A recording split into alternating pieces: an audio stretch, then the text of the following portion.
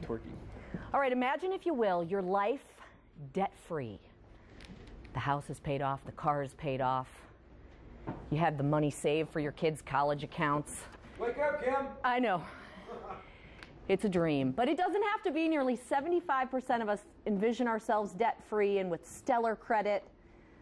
Only half of us, though, have a plan to get there. Well, what better time than the new year to start? We are helping you this morning make some fresh starts, and joining us is Bo Thomas with Certified Credit Experts to tell us what we can all do to improve our credit scores. Thank you so much for being with us. Thanks. Happy New Year. Happy New Year. Happy New Year to you. This is such a big deal for so many people.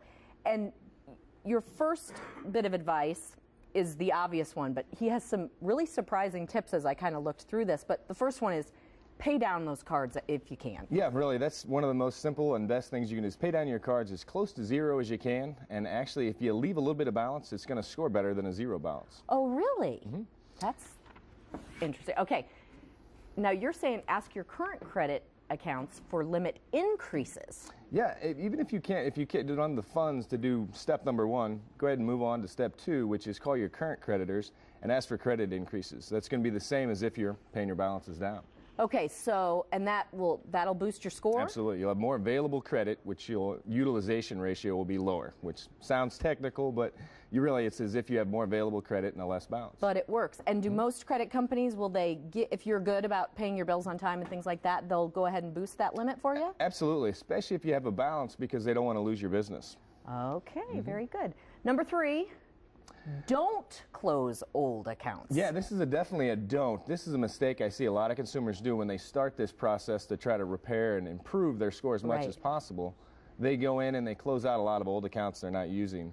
That can actually have a negative impact on your score. Okay, because I'm one of those people that I literally have a credit card at like every store in America just because I'm like, oh, I can get 15% off today, sure.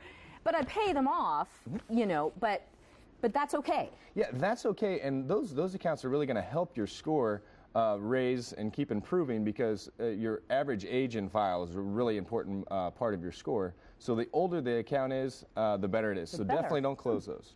All right, and we need to know what our score actually is. So, and I know I've always heard that you get dinged every time you check your credit score. So what's your advice on that? No, actually, go ahead and get a copy of your report as a consumer, because anytime you request your report, it's not going to have a negative impact. It's going to be a soft inquiry. And that's the probably most important thing I can say today is get a copy of your report, review it, challenge the negative information on there. Make everybody comply with the laws. There's a lot of laws out there that are out to protect the consumers. Use it to your advantage. So if you see something on your credit report that you know, it was from back in college and the bill's been paid off, or whatever the case might be, go ahead and challenge that. And how do you do that? Yeah, challenge it. Make sure you do it in writing. Don't do any of the things online that they try to get you to do, because if you don't do it in writing, the creditor and the credit reporting agencies don't have to comply with the Fair Credit Reporting Act. Okay, good tip. Yep. So yeah, use the Fair Credit Reporting Act. If you're getting calls from creditors, go ahead and keep the voicemails, make them go through the process, follow the Fair Debt Collection Practices Act, because you can find a violation, you can use that as leverage to get the negative information removed from your credit report and stop the collection process. Oh, wow. Okay, great. Any other tips as we head into the new year today? The other one, you know, if you're getting phone calls, that's a really good one. Collection companies don't have the ability or the right to call your cell phone, and hardly anybody has home phones anymore. So if you're getting calls on your cell phones, use that to make them stop. Okay, what is a good credit score?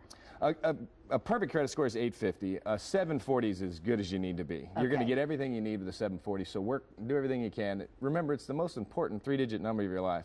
So make sure it's as accurate and as high as possible. Perfect. Thank you so much for being with us today, Bo. Appreciate it. Good tips. All right, we'll be right back. Stay with us.